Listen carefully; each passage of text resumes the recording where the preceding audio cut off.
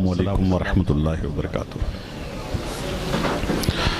الحمدللہ رب العالمین والصلاة والسلام علی من کان نبی و آدم بین الماء والتین وعلی آلہ وصحبہ الطیبین الطاہرین ان اللہ و ملائکتہ یصلون علی النبی یا ایھا الذین آمنوا صلوا علیہ وسلموا تسلیما۔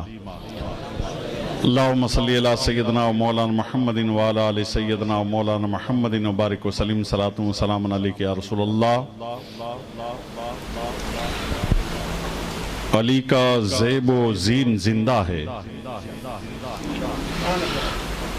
علی کا زیب و زین زندہ ہے، فاطمہ کا چین زندہ ہے، فاطمہ کا چین زندہ ہے۔ نہ پوچھ ان وقت کی بے زباں کتابوں سے، نہ پوچھ ان وقت کی بے زباں کتابوں سے، جب سنو اذان تو سمجھو حسین زندہ ہے، جب سنو اذان تو حسین زندہ ہے۔ یہ عنایتوں کی جزا ملی، یہ ہدایتوں کا صلہ ملا، جو چراغ نور نبی کا تھا اسے کربلا میں بجھا دیا۔ یہ حسین تیرا ہی کام تھا، سب اپنے لال فدا کیے، تجھے ان ستاروں نے ڈوب کر شب غم کا چاند بنا دیا۔ جو حسین خیمے میں جائیں گے وہاں جا کے کس کو دکھائیں گے، جسے ماں کی گود سے لائے تھے اسے زیر خاک سلا دیا۔ یہ سنان و تیر کی دعوتیں، یہ علی کے لال کی ہمتیں، کبھی نوجواں کا جگر دیا، کبھی بے زباں کا گلا دیا۔ چمن اپنا آپ لٹا چکے کہ بہار دین خدا رہے، نہ جما جو رنگ بہار سے تو لہو بھی اپنا ملا دیا۔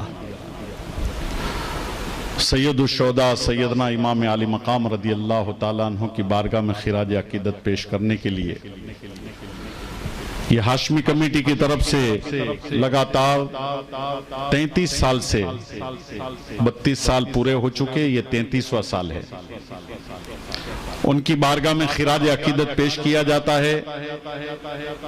ہاشمی کمیٹی کے نوجوان امام علی مقام کی بارگاہ میں خراج عقیدت پیش کرنے کے لیے تن توڑ محنت کرتے ہیں، اور آپ حضرات امام حسین کی محبت کو اپنے دلوں میں زندہ رکھ کر کے اس محفل میں حاضری دیتے ہیں۔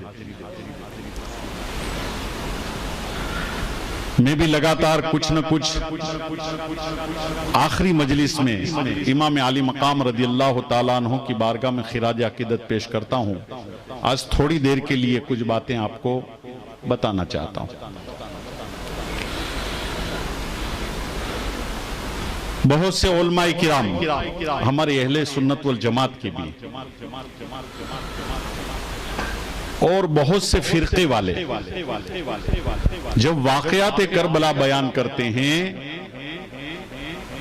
تو پورے واقعات کربلا میں امام علی مقام اور آپ کے رفقا، آپ کے گھر والے، آپ کے فیملی ممبرز اور آپ کے جانثاروں کے بارے میں کچھ ایسے الفاظ استعمال کرتے ہیں۔ حسین لاچار تھے، حسین مجبور تھے، حسین پیاسے تھے، حسین بھوکے تھے، حسین پر ظلم و ستم ہوا، بیویاں روتی رہی، بالوں کو نوچتی رہی، سر کے دوپٹے کو پھینکتی رہی۔ ایسی چیزیں اہل بیت کرام اور ان کے گھر والوں کے متعلق بیان کیا جاتا ہے کہ بات مت پوچھو۔ میں آپ کو بتانا چاہتا ہوں، 72 نفوس قدسیہ کا یہ قافلہ جب کربلا کی سرزمین پر پہنچا اور 22,000 یزیدیوں کا لشکر جب آپ کے سامنے تھا، اور 3 روز آپ پر کھانا اور پانی بند کر دیا گیا، پھر بھی اہل بیت نے نہ کبھی نوحہ کیا، نہ کبھی اپنے سروں کے بالوں کو نوچا، نہ کبھی پیاس کی شدت سے ان کی زبان پر کیسے الفاظ آئے، اور نہ ان کی آنکھوں میں سے آنسو بہے۔ کھانے اور پیاس کے متعلق، بلکہ ایسا صبر کا ثبوت دیا ہے کہ دنیا کی کوئی طاقت ایسا صبر کا نمونہ نہیں پیش کر سکتی۔ اسی لیے اللہ تبارک و تعالیٰ نے قرآن میں ارشاد فرمایا ان اللہ مع صابرین، بے شک اللہ صبر کرنے والوں کے ساتھ ہے۔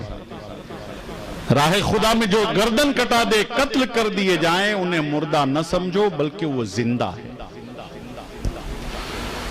امام علی مقام کو کربلا کی سرزمین پر بھی اختیار تھا، اس لیے کہ با اختیار نبی کے نواسے تھے۔ جب نبی با اختیار تھا، نانا با اختیار تھا، تو نواسا با اختیار نہیں تھا۔ نواسا بھی با اختیار تھا، لیکن چونکہ آپ کی شہادت اللہ کے رسول صلی اللہ تعالی علیہ وسلم کے دین کو بچانے کے لیے، اسلام کی کشتی کو کنارے پر لگانے کے لیے جو مقرر تھی اللہ تبارک و تعالیٰ کی طرف سے، اس لیے آپ کو امتحان دینا تھا، ورنہ اسی کربلا کی سرزمین ہے۔ آپ کے 6 ماہ کے چہیتے بیٹے علی اصغر کو جب حرملہ نے تیر مانگا اور آپ کے گلے میں لگا اور خون کا جو فوارہ نکلا، امام علی مقام رضی اللہ تعالیٰ عنہ کا پورا چہرے مبارک اس خون سے لطفت ہو گیا۔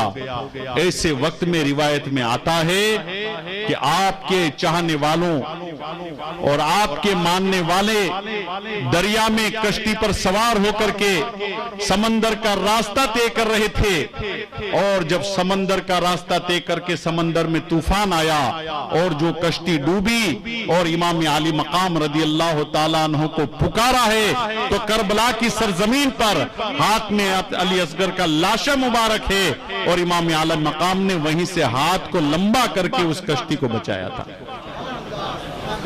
اور جو کشتی کنارے پر پہنچتی ہے اور جب ان کو پتہ چلتا ہے کہ جس دن ہماری کشتی ڈوبنے والی تھی ہم نے امام علی مقام کو پکارا تھا اور آپ کے دست مبارک نے ہم کو بچایا تھا، اس وقت آپ کے ہاتھوں کے اوپر خون لگا ہوا تھا، لہذا ہم سمجھے نہیں تھے کہ یہ خون کس لیے لگا ہے، لیکن بعد میں جب ان کو پتہ چلا تو معلوم ہوا کہ علی اصغر ہاتھ میں تھے، ان کے گلے میں تیر لگا تھا اور ان کے خون سے آپ کے ہاتھ لطبت تھے۔ بیویوں کی حفاظت کے لیے خیمے کے ارد گرد خندق کھود دی گئی تھی تاکہ یزیدی ظلم کرنے والے بیویوں کی بے حرمتی نہ کرے، توہین نہ کرے۔ ایک یزیدی گھڑ سوار خندق کے پاس آتا ہے، اس خندق میں آگ بھی لگا دی گئی تھی۔ یہ اس وقت کا طریقہ تھا جب لشکر چھوٹا ہوتا تھا یا شہر چھوٹا ہوتا تھا اور باہر سے حملے کا بہت زیادہ امکان ہوتا تھا، تو شہر کے ارد گرد خندق کھود دی جاتی تھی اور اس میں آگ لگا دی جاتی تھی تاکہ باہر کے دشمن ہیں وہ شہر پر حملہ نہ کریں۔ تو امام علی مقام نے بھی اپنے خیمے، عورتوں کے جہاں پر خیمے لگائے ہوئے تھے وہاں ارد گرد خندق کو کھود دیا تھا اور اس میں آگ لگا دی گئی تھی تاکہ بیویوں کی کوئی بے حرمتی نہ کرے۔ تو ایک یزیدی لشکر کا ایک شخص آتا ہے اور آ کر کے امام علی مقام کو پکارتا ہے، اے حسین، تم نے تو جہنم کی آگ سے پہلے دنیا میں آگ لگا دی۔ معاذ اللہ، استغفر اللہ۔ امام علی مقام کو، ارے وہ نبی کے نواسے ہیں کہ اگر آپ کا دست مبارک دسترخوان پر لگ جائے تو حضرت انس فرماتے ہیں کہ نبی نے ایک مرتبہ میرے گھر میں دعوت کے موقع پر کھانا کھانے کے بعد اپنے ہاتھوں کو دسترخوان سے پوچھ دیا، اس کے بعد کیا ہوتا، میں دسترخوان کو پانی سے نہیں دھوتا تھا بلکہ اس دسترخوان کو آگ میں ڈال دیتا تھا، پورا دسترخوان صاف ہو جاتا تھا جب آگ سے نکالتا تھا۔ نبی کا دست مبارک لگ جائے تو دسترخوان کو آگ نہ جلا سکے، اس نبی کے نواسے جن کی رگوں میں اللہ کے نبی کا خون دوڑ رہا ہے، مولا کائنات کا خون دوڑ رہا ہے، ماں فاطمہ خاتون جنت کا خون دوڑ رہا ہے، کیا ان کو جہنم جلا سکتی تھی؟ جیسے ہی اس یزید یزیدی آدمی نے جب کہا کہ حسین تم نے تو جہنم کی آگ سے پہلے دنیا میں آگ لگا لی، امام علی مقام نے کہا ارے نادان، ہم لوگ جہنمی نہیں ہیں، ہم تو جس کو اشارہ کر دے وہ جنتی ہو جایا کرتا ہے، جن کے بارے میں کہہ دے جہنم سے نکل کر کے جنت میں چلا جاتا ہے، اور تو ہم کو جہنمی کہتا ہے۔ اللہ تبارک و تعالی تجھے جہنم کی آگ سے پہلے دنیا کی آگ میں جلائے۔ امام علی مقام کی زبان سے جملے نکلے تھے، جیسے جملوں کا نکلنا تھا اس کا گھوڑا جو ہے وہ بدکا اور وہ گھوڑے سے گرنے لگا تو اس کا پاؤں ہے گھوڑے کی زن میں پھنس گیا، اور وہ گھوڑا دور سے دوڑتا ہوا اس کو اسی خندق کی آگ میں پھینک کر کے چلا گیا۔ تو ایسا امام علی مقام کا اختیار تھا کربلا کی دھرتی پر۔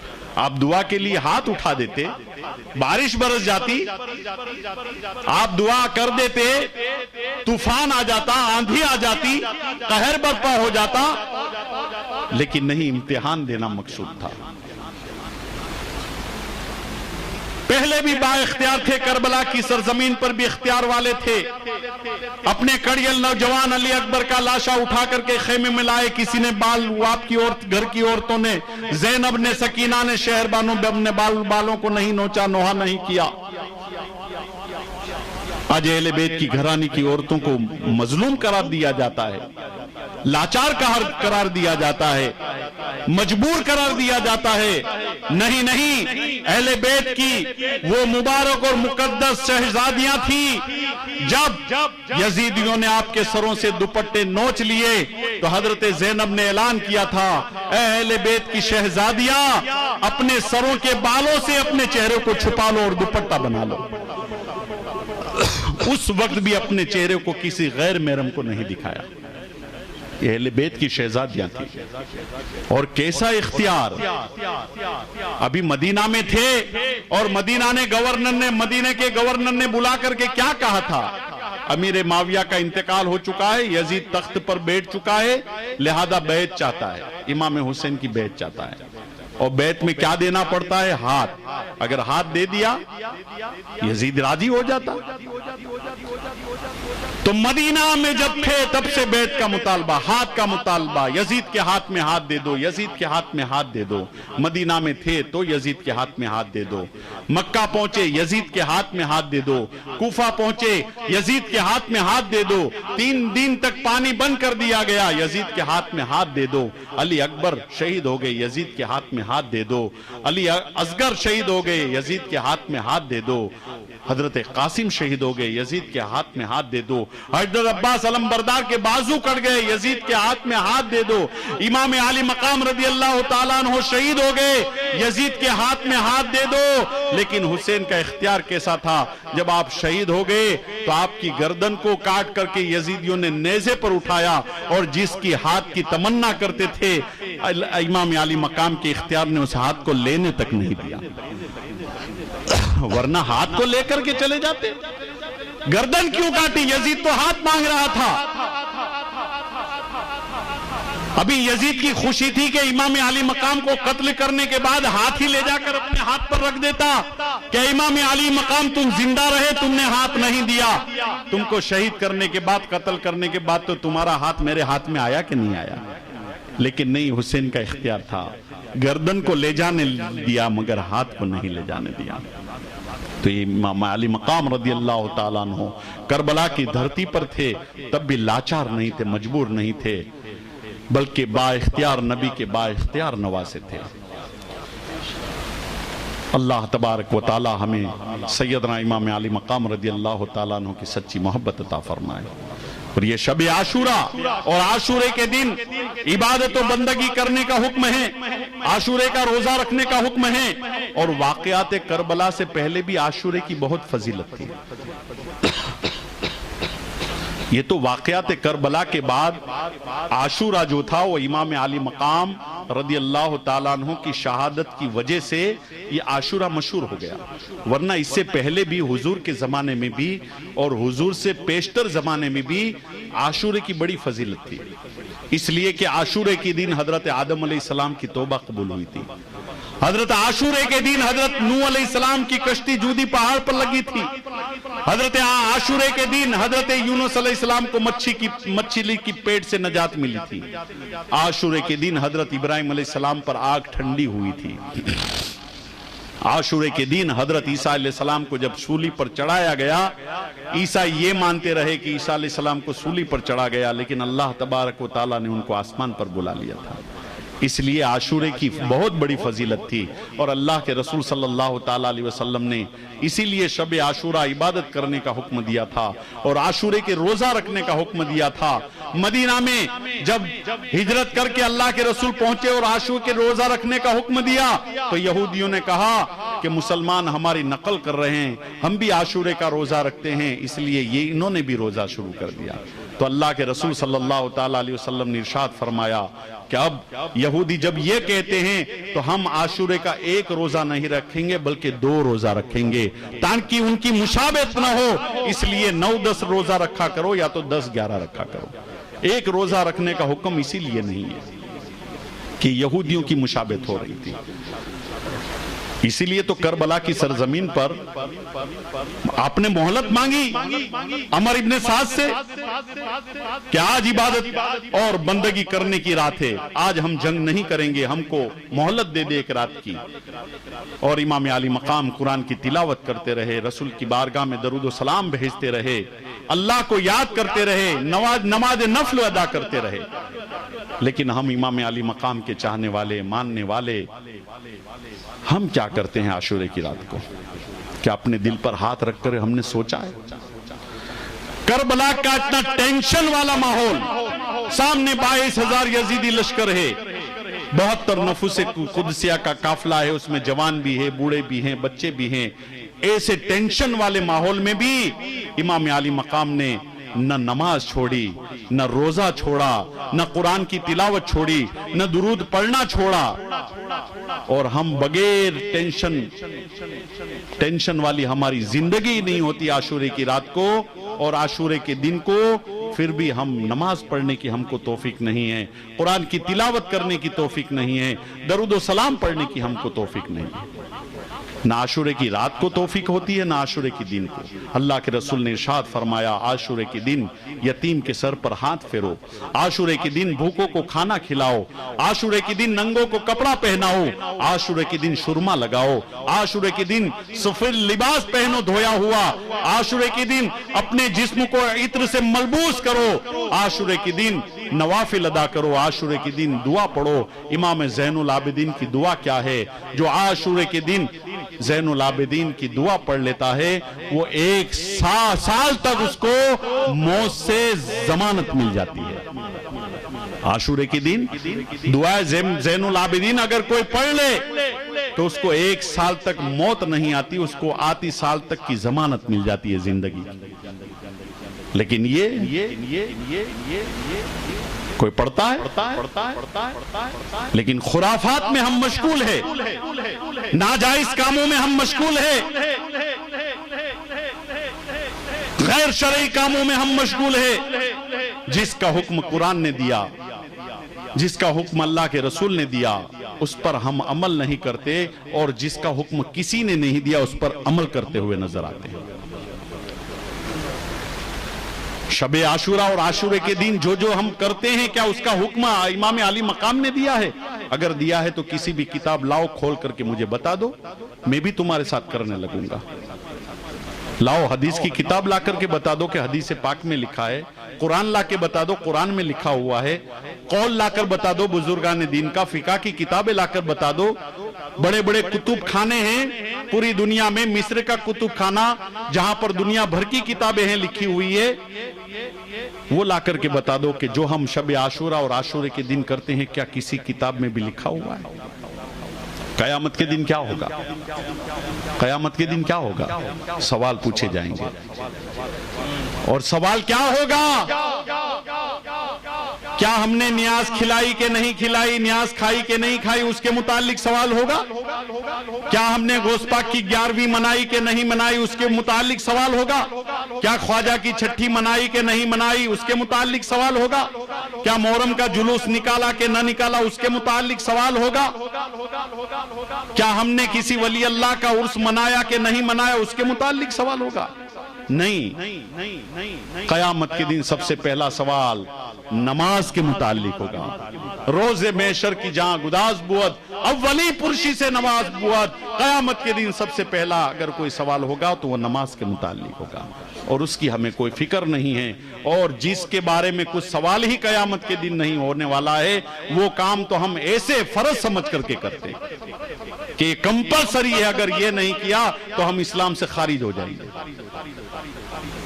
جو سوال قیامت کے دن ہونے والا ہے اس کی ہمیں کوئی فکر نہیں ہے، اور جو سوال ہی قیامت کے دن نہیں ہونے والا، اللہ پوچھنے ہی نہیں والا ہے، نہ ہماری نیکیوں میں لکھا جانے والا ہے قیامت کے دن، اس کے متعلق ہم اس کو فرائض و واجبات سمجھ کر کے عمل کر رہے ہیں۔ یاد رکھو، اپنی زندگی میں انقلاب پیدا کرو۔ کیا ہوتا ہے جب ہمارے گناہ بڑھتے ہیں، ہماری نافرمانیاں بڑھتی ہیں، تو پھر یہ کورونا وائرس جیسا عذاب آتا ہے۔ آج پوری دنیا 6 مہینے سے لاک ڈاؤن ہے، ہم باہر جانا چاہتے جا نہیں سکتے، باہر نکلنا چاہتے نکل نہیں سکتے، ہم مجالس قائم کرنا چاہتے ہیں علی اعلان مجالس قائم نہیں کر سکتے، ہم ولی اللہ کا عرس منانا چاہتے ہیں علی اعلان عرس نہیں منا سکتے۔ یہ سب کیا ہے؟ اللہ تبارک و تعالیٰ کی طرف سے یہ وبا ہے۔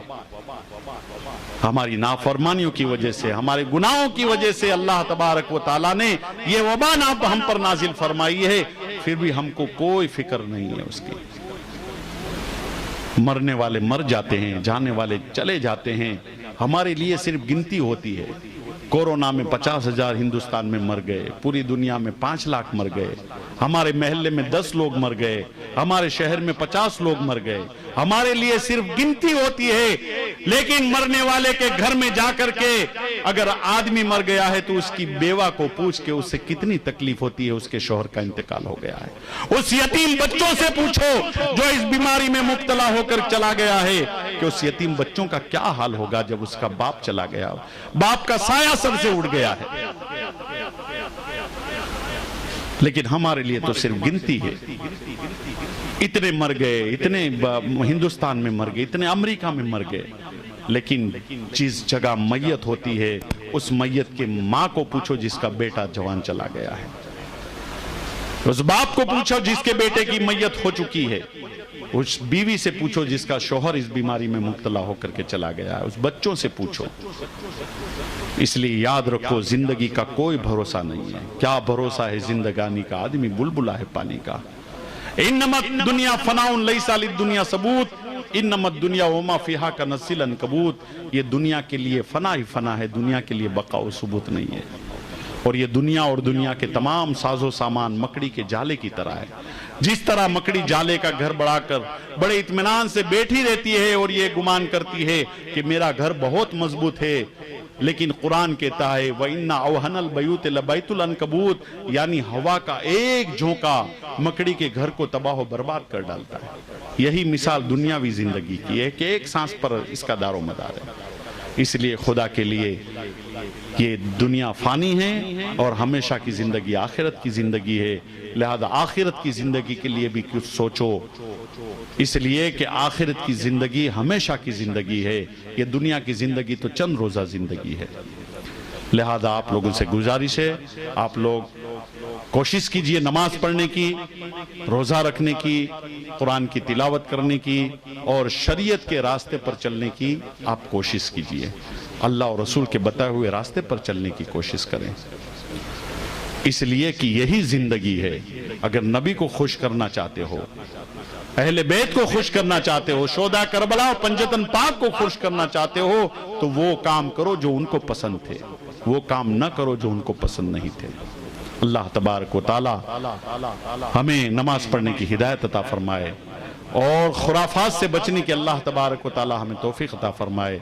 میں ہاشمی کمیٹی کے نوجوانوں کے لیے بھی دعا کرتا ہوں، اللہ تبارک و تعالی اسی طرح سیدنا امام علی مقام رضی اللہ تعالیٰ عنہ کی اجلاس قائم رکھنے کی ان کو ہمت عطا فرمائے، اور جو حضرات اس 10 روز میں دامے دیرم قدر میں سخن حصہ لیتے، نظر و نیاز میں حصہ لیتے ہیں، اللہ تبارک و تعالیٰ انہیں بھی دین اور دنیا کی نعمتوں سے مالا مال فرمائے، اور آپ لوگ بھی 10 روز تک کے امام علی مقام رضی اللہ تعالیٰ عنہ کی محفل میں آئے، اللہ تبارک و تعالیٰ آپ کو بھی سلامت رکھے، ہر بیماری سے اللہ تبارک و تعالی ہم سب کو چھٹکارا عطا فرمائے، اور کورونا وائرس سے خصوصاً ہماری اور ہمارے پورے ہندوستان، پورے ملک ہندوستان کے مسلمانوں کی حفاظت